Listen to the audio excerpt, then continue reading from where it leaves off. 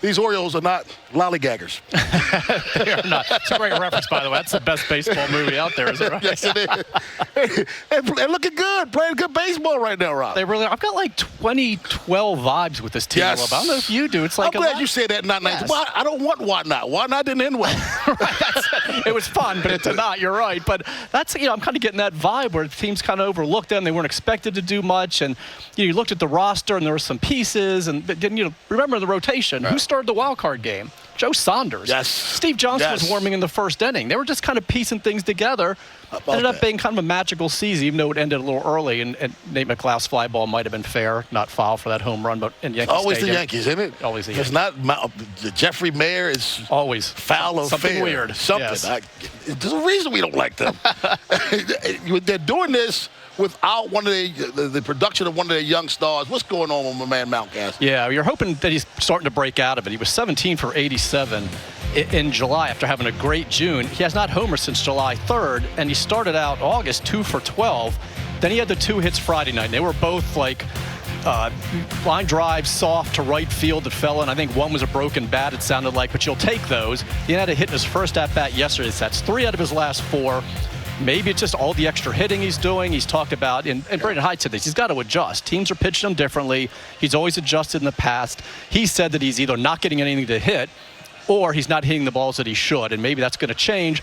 Or maybe it's the secret where when he was in AAA one year and he was really struggling, he went and got a fast food burger, a fountain drink, 2 all-beef patties. He had 3 home runs that night. So he did admit that he tried again. He went and had some fast food the other night, so maybe that's it. Just the fries. It could be. He said the go-to is usually a Big Mac and the fountain soda. And Rob, as you know, fountain sodas have healing powers at any fast food establishment, not just for a slump. We can't explain it. It just hits different, as he said, so maybe it's the fast food. You talking about hangovers? I don't know. I'm just saying. Now, one of the things that I noticed, I'm sure if I notice it, they notice it, it seems with no strikes on him, he's hunting. You see him swinging at pitchers' pitches in on his hands on the outside part of the plate where if he does make contact, but you don't have any strikes, that's a pitcher's pitch. Right, and that is him chasing. You're right, and that's where you're getting a little over-anxious when you are struggling. And they're pitching a lot of these guys inside more. Austin Hayes, he says, I'm getting, righties are throwing me sliders in on my hands. I keep getting hit. So teams are kind of, that's maybe the book's out on some of these guys, and they're pitching them inside. That's where you have to adjust. And as Brandon Hyde said the other day, he always does, but he has to be able to do that. Go ahead and take the walk if you have to. It's easier said than done, but he has been doing a lot of chasing. But 3 hits the last couple of days might be a good sign. I think he had a 2-hit game, too, in Texas, even though he said he still didn't feel like he was in sync.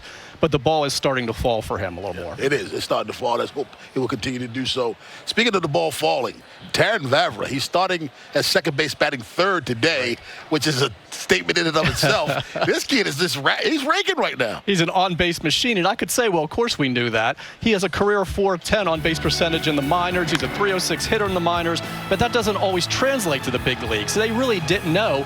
But you talk to his teammates who knew him in the minors, and they're like, this guy's always done this. One guy told me this will continue. This is what Terrin Vavra does. He gets on base. He has great at-bats. He works the count. He admits he doesn't have a lot of power. That's not his game. He just makes the pitchers work, gets deep into counts, so you may as well just keep bumping him up.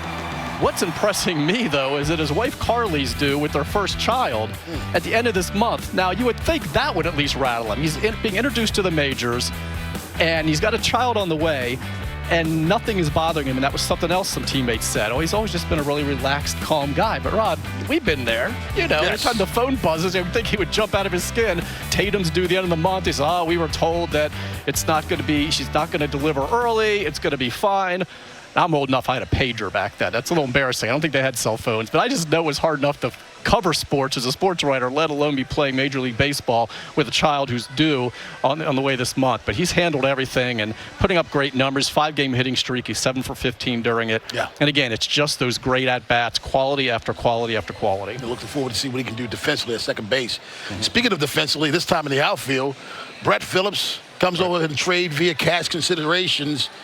You had your defensive specialist in Ryan McKenna. What does Brett Phillips bring to the scene? Well, he's another plus defender, plus runner, and a left-handed bat. I know immediately people said we didn't really hit in the majors at all, but it is a left-handed bat, and you see the hustle double there. And it's like Brandon Hyde has new toys now. He's got a couple left-handed hitters because they've really gone far to the right before this, so he's happy to have another one. But he's here mainly for the speed, the defense, and that energy he brings. The guy is like Daytona 500, a high revving motor. It's really funny to just talk to him. It's infectious. But also, Austin Hayes is day-to-day still. And, he's been hitting the last couple of days in the cage, doing some running, throwing. He's got that soreness in his side. They're not going to rush it because that's an oblique situation that blows out and then you're gone for a long time. Right. So while he's day-to-day, go ahead and keep Brett in the lap. They've been seeing enough right-handers that justifies the left-handed bat. He has 2 extra base hits here. I think he had 1 in his last 45 games with Tampa.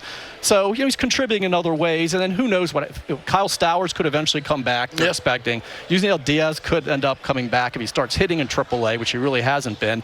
And then maybe that's it for Brett Phillips. We don't know. But in the meantime, they love those tools that he has. Talking about the competition organizationally in the outfield, because you brought up 2 young guys who could break the majors again.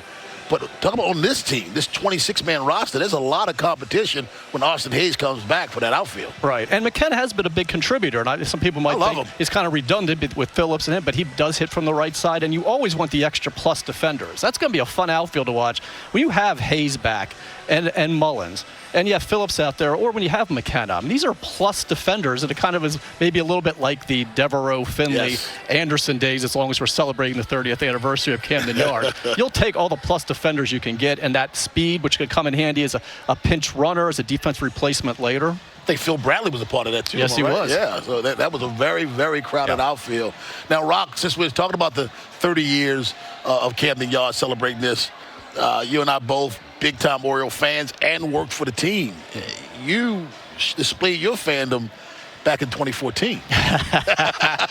Well, let me explain. First of all, favorite memories are hard here, not to name drop, but I was covering, Cal's 21-30 and 21-31.